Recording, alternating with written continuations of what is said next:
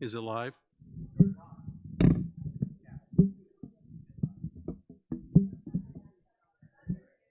Are you sure? I can't. Buttons on, but So should I see them over here? yeah, just. A little bit. That's good. I can deal with that. I have an announcement. Over here. Okay. So that everybody is together. If you don't remember, I'll raise my hand. There we go. We just need some more hotness on this, I think. Okay, I'll be here with you.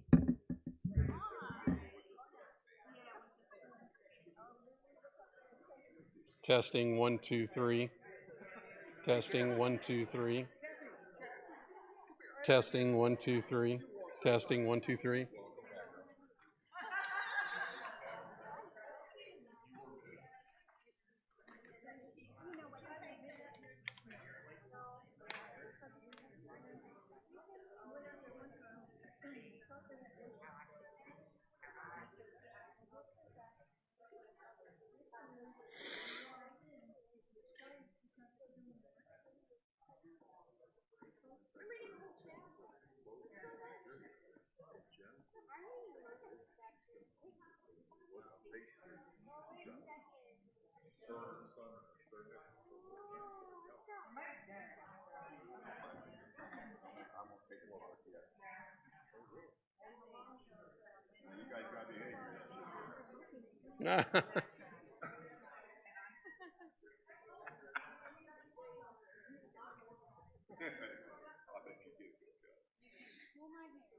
All right, it's about 12 minutes after, so we're going to go ahead and get started. This evening is a special evening. What?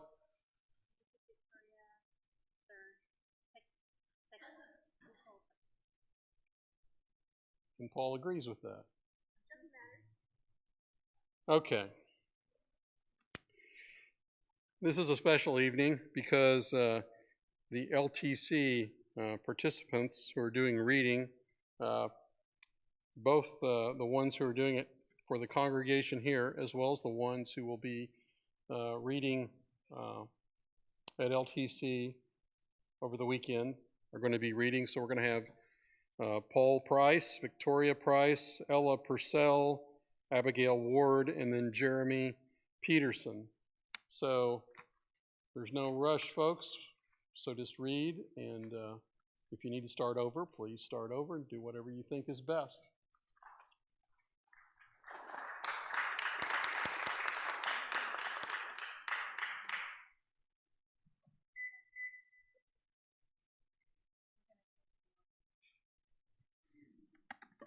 So I don't know, can you hear me if I'm like here? Yeah. Okay.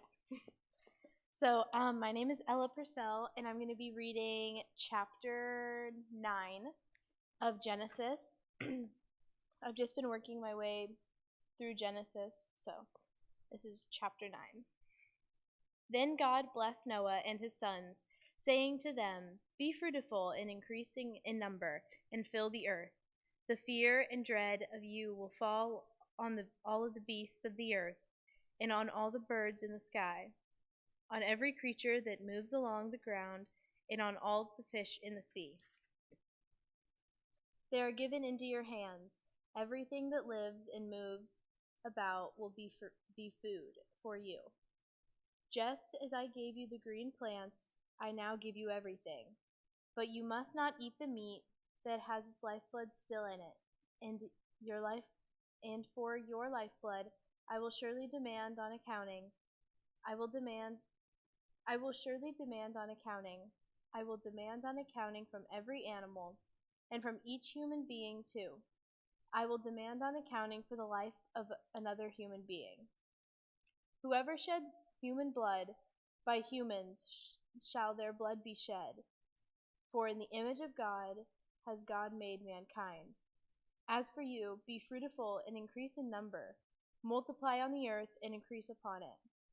Then God said to Noah and his sons with him, "I now establish my covenant with you and with your descendants after you, and with every living creature that has with you, the birds, the livestock, and all the wild animals that those came out of the ark with you, every living creature on earth. I establish my covenant with you. Never again will all life be destroyed by the waters of the flood. Never again will there be flood to destroy the earth.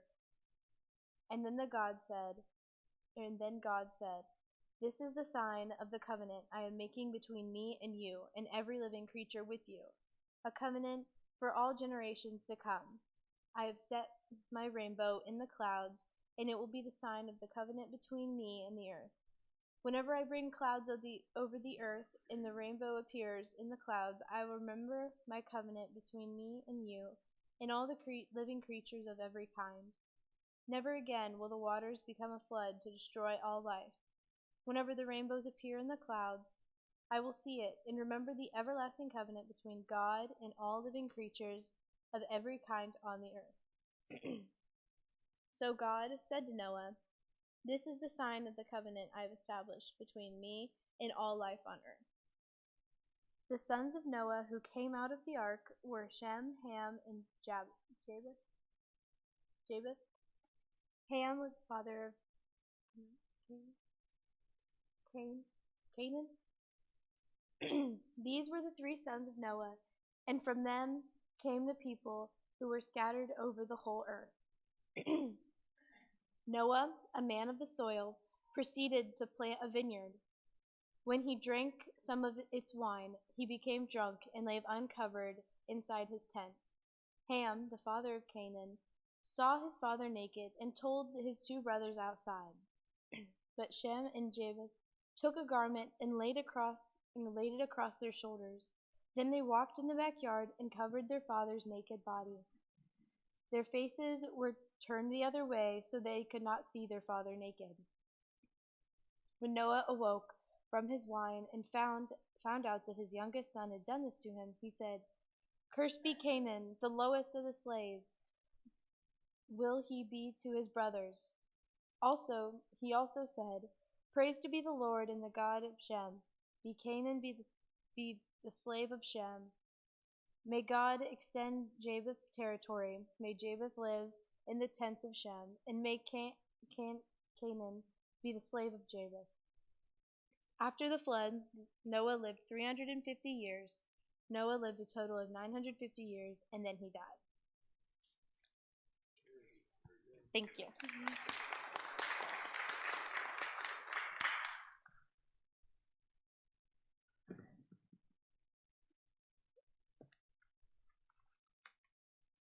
My name is Victoria, and I'll be reading chapter 18 of Genesis. Now the Lord appeared to him by the oaks of Mamre, while he was sitting at the tent door in the heat of the day. When he lifted up his eyes and looked, behold, 3 men were standing opposite him, and when he saw them, he ran from the tent door to meet them, and bowed himself to the earth, and said, "My Lord, if now I have found favor in your sight, please do not pass your servant by. Please let a little water be brought, and wash your feet, and rest yourselves under the tree. And I will bring a piece of bread, that you may refresh yourselves. After that you may go on, since you have visited your servant." And they said, "So do as you have said." So Abraham hurried into the tent to Sarah and said, "Quickly, prepare 3 measures of fine flour, knead it, and make bread cakes." Abraham also ran to the herd and took a tender and choice calf and gave it to the servant, and he hurried to prepare it. He took curds and milk and the calf which he had prepared and placed it before them, and he was standing by them under the tree as they ate. Then they said to him, "Where is Sarah, your wife?" And he said, "There, in the tent." He said, "I will surely return to you at this time next year, and behold, Sarah your wife will have a son." And Sarah was listening at the tent door which was behind him. Now Abraham and Sarah were old, advanced in age. Sarah was past childbearing. Sarah laughed to herself, saying, "After I have become old, shall I have pleasure, my Lord being old also?" And the Lord said to Abraham, "Why did Sarah laugh, saying, shall I indeed bear a child when I am so old? Is anything too difficult for the Lord? At the appointed time I will return to you, at this time next year, and Sarah will have a son." Sarah denied it, however, saying, "I did not laugh," for she was afraid. And he said, "No, but you did laugh." Then the men rose up from there and looked down toward Sodom, and Abraham was walking with them to send them off. The Lord said, "Shall I hide from Abraham what I am about to do? Since Abraham will surely become a great and mighty nation, and in him all the nations of the earth will be blessed. For I have chosen him, so that he may command his children and his household after him to keep the way of the Lord, by doing righteousness and justice, so that the Lord may bring upon Abraham what he has spoken about him." And the Lord said, "The outcry of Sodom and Gomorrah is indeed great, and their sin is exceedingly grave. I will go down now and see if they have done entirely according to its outcry, which has come to me, and if not, I will know." Then the men turned away from there and went toward Sodom, while Abraham was still standing before the Lord. Abraham came near and said, "Will you indeed sweep away the righteous with the wicked? Suppose there are 50 righteous within the city. Will you indeed sweep it away and not spare the place for the sake of the 50 righteous who are in it? Far be it from you to do such a thing, to slay the righteous with the wicked, so that the righteous and the wicked are treated alike. Far be it from you. Shall not the judge of all the earth deal justly?" So the Lord said, "If I find in Sodom 50 righteous within the city, then I will spare the whole place on their account." And Abraham replied, "Now behold, I have ventured to speak to the Lord, although I am but dust and ashes. Suppose the 50 righteous are lacking 5. Will you destroy the whole city because of 5? And he said, "I will not destroy it if I find 45 there." He spoke to him yet again and said, "Suppose 40 are found there." And he said, "I will not do it on account of the 40. Then he said, "Oh, may the Lord not be angry, and I shall speak. Suppose 30 are found there." And he said, "I will not do it if I find 30 there." He said, "Now behold, I have ventured to speak to the Lord. Suppose 20 are found there." And he said, "I will not destroy it on account of the 20. Then he said, "Oh, may the Lord not be angry, and I shall speak only this once. Suppose 10 are found there." And he said, "I will not destroy it on account of the 10. As soon as he had finished speaking to Abraham, the Lord departed, and Abraham returned to his place.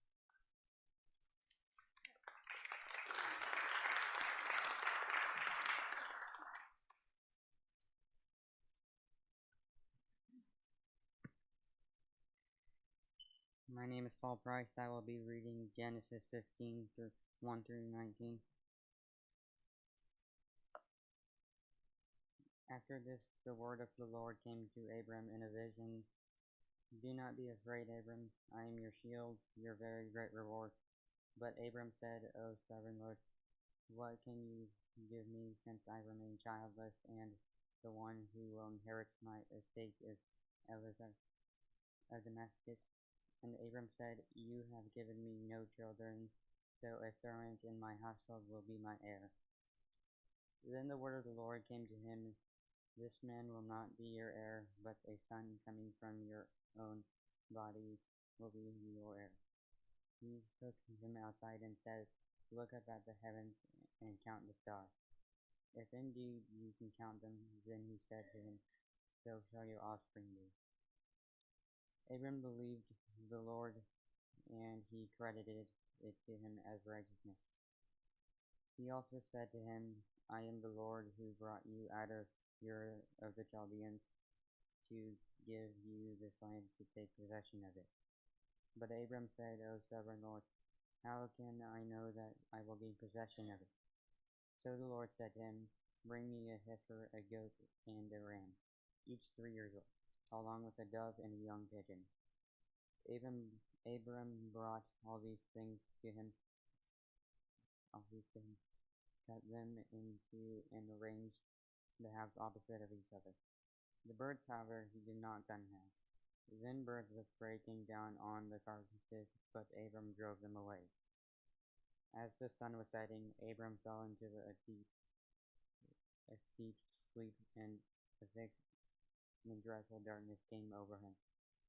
Then the Lord said to him, "Know for certain that your descendants will be strangers in a country not their own, and they will be enslaved and mistreated for 100 years. But I will punish the nation they serve as slaves, and afterward they will come out with great possessions. You, however, will go to your fathers in peace and be buried at a good old age. In the fourth generation, your descendants will come back here, for the sin of the Amorites has not yet reached its full measure. When the sun had set and darkness had fallen, a smoking firepot with a blazing torch appeared and passed between the pieces. On that day the Lord made a covenant with Abram and said, "To your descendants I give this land from the river of Egypt to the great river, the Euphrates."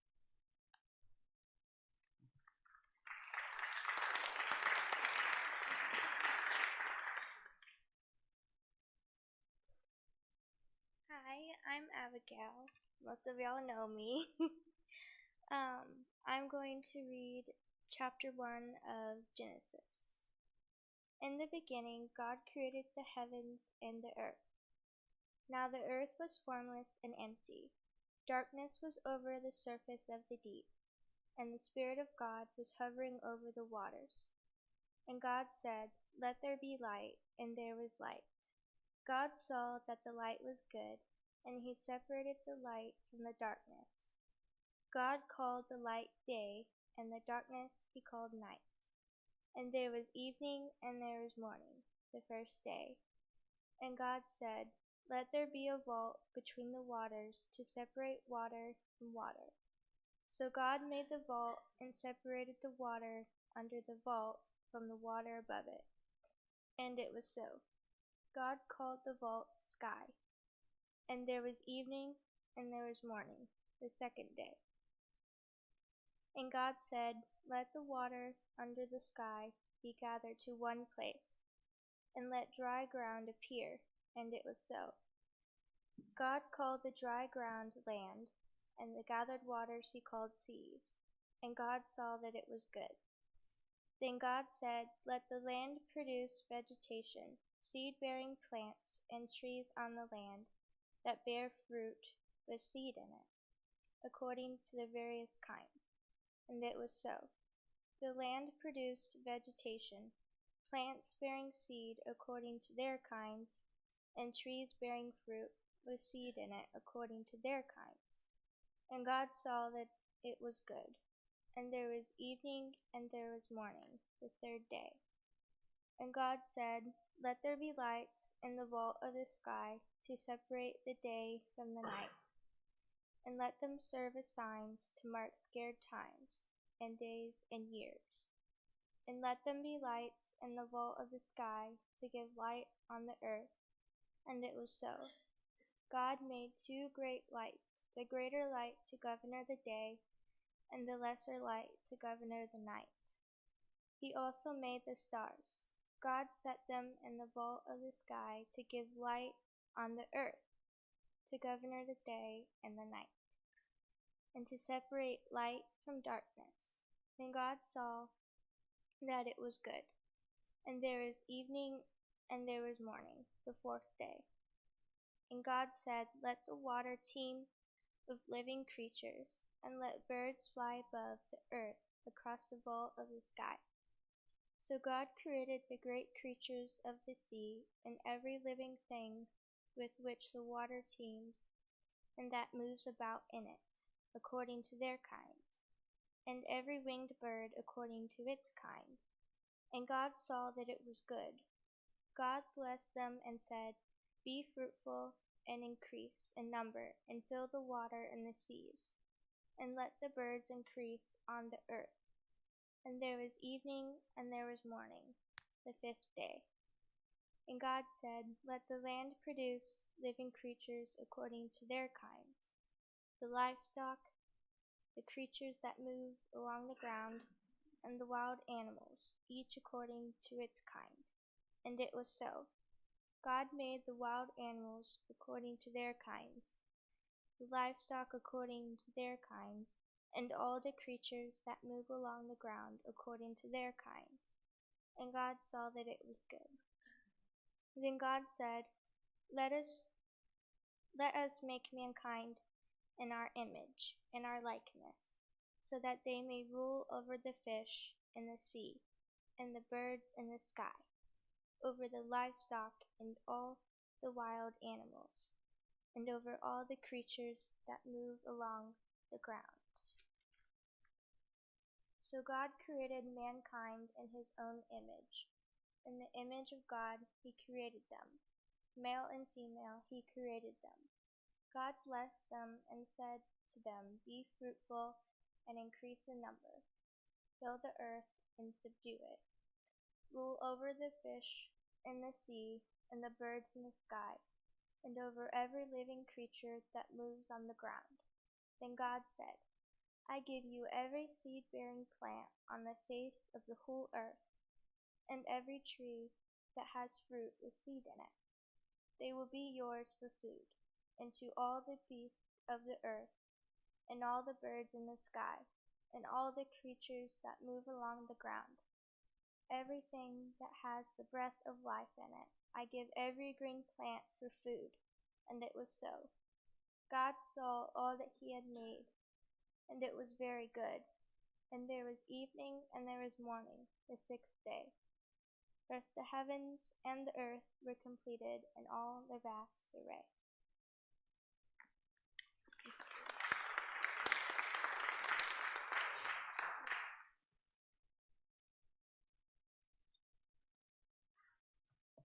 I'm Jeremy Peterson, and I'm going to be reading Genesis 11, 1 through 9. Now the whole world had one language and a common speech. As people moved eastward, they found a plain in Shinar and settled there. They said to each other, "Come, let's make bricks and break in pillars. Let's use brick instead of stone and tar for mortar." Then they said, "Come, let us build ourselves a city, with a tower that reaches to the heavens, so that we may make a name for ourselves. Otherwise we will be scattered over the face of the whole earth." So the Lord came down to see the city and the tower the people were building. The Lord said, "If there is one people speaking the same language, they have begun to do this, and nothing they plan to do will be impossible for them. Come, let us go down and confuse their language so they will not understand each other." So the Lord scattered them from there all over the earth, and they stopped building the city. That is why it was called Babel, because there the Lord confused the language of the whole world, and there the Lord scattered them over the face of the whole earth.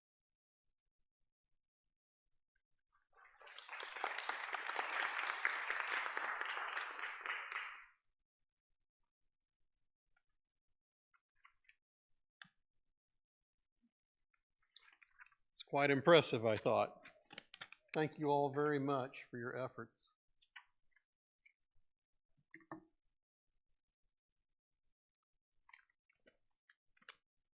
We are going to have announcements. After I make announcements, Brett will make an announcement, and then we'll have a closing prayer. So, it is indeed LTC week. Thanks to all of you who came and helped load the truck. And I really appreciate that. LTC will be kicking off tomorrow, not tomorrow, tomorrow's Thursday, Friday evening. It will kick off Friday evening. They'll have registration at 4 o'clock. Then I believe Bible Bowl is at 6, I believe. Is that right? Yeah, Bible Bowl starts at 6. And then on Saturday morning, things kick off about 8:30. So it'll be a very exciting time. It'll be at Green Valley Church of Christ in Noblesville. Also have an announcement.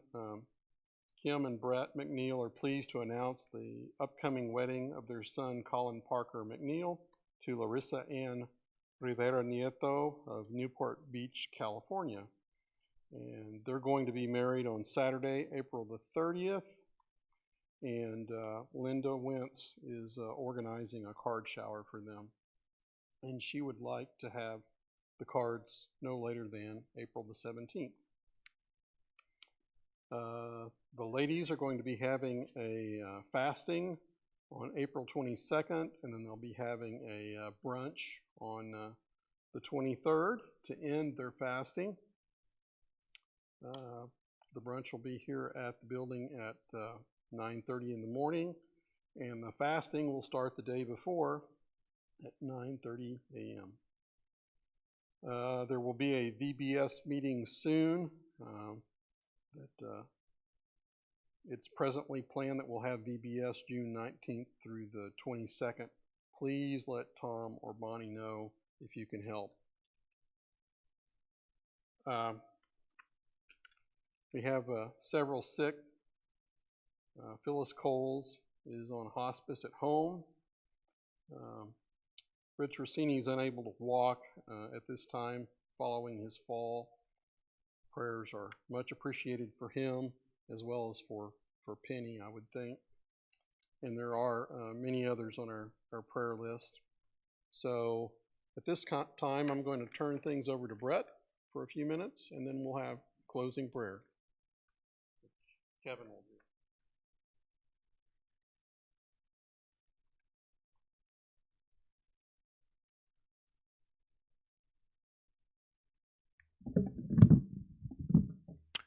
First of all, I wanted to remind everybody and encourage everybody to come to LTC, even if you don't have children at LTC. There's a lot of things to see, a lot of children and young adults to watch them, do their Bible reading like we saw tonight, to do other they have other projects, and also encourage you to be judges whenever that is possible. And Randy mentioned that Bible Bowl is at 6 o'clock on Friday.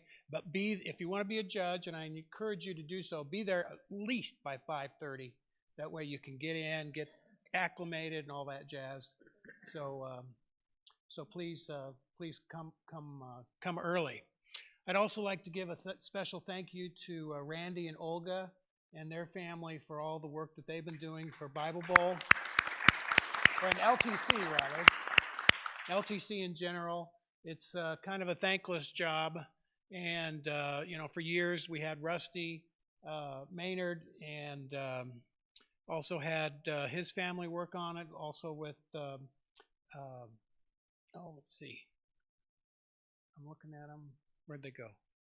With Marley and Jan Werner. Sorry, I didn't see them, so I forgot their names. And so but a lot of people participated in Bible Bowl or LTC for many years, and so appreciate that, and hopefully you'll continue to do so. For instance, Bob Walver has been an art judge for I think almost since it started. So anyway, a lot of people have participated. I know Rob and Jane have been judges for Bible reading for many years. Walt was the leader of the Bible Bowl for many years. So our congregation has supported it quite well over the years, and hopefully will continue to do so. The announcement that I have tonight is about Chris Schanneberger. Chris is going to undergo spinal surgery here in the next day or so. Today, I would say. He's going under surgery today for a spinal surgery. Unfortunately, if he doesn't go through the surgery well, it's probably about an 80 to 90% chance he'll be a quadriplegic. Even if he goes through the surgery successfully, the chances are 20 to 30% he still will be a quadriplegic. So Chris is in a pretty bad way. Obviously, Lenora, his wife, she will have to take care of him, and she's no spring chicken either.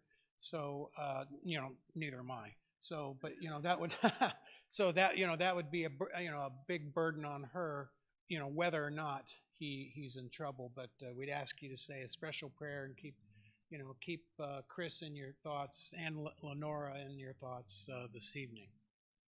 So that's all I have. That message I received was from Kathy Simpson today. Did I get everything right, Kim? Okay, good. All right, so I guess Kevin has the final prayer.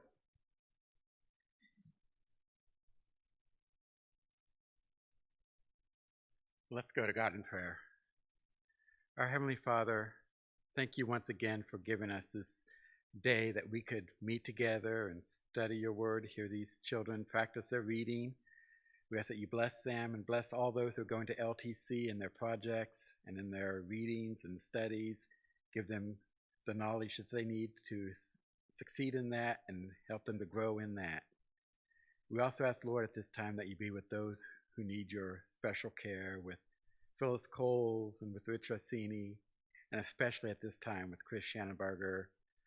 Be with the doctors who are going to be performing the surgery and the nurses, and put your own hand there that he will come through it successfully.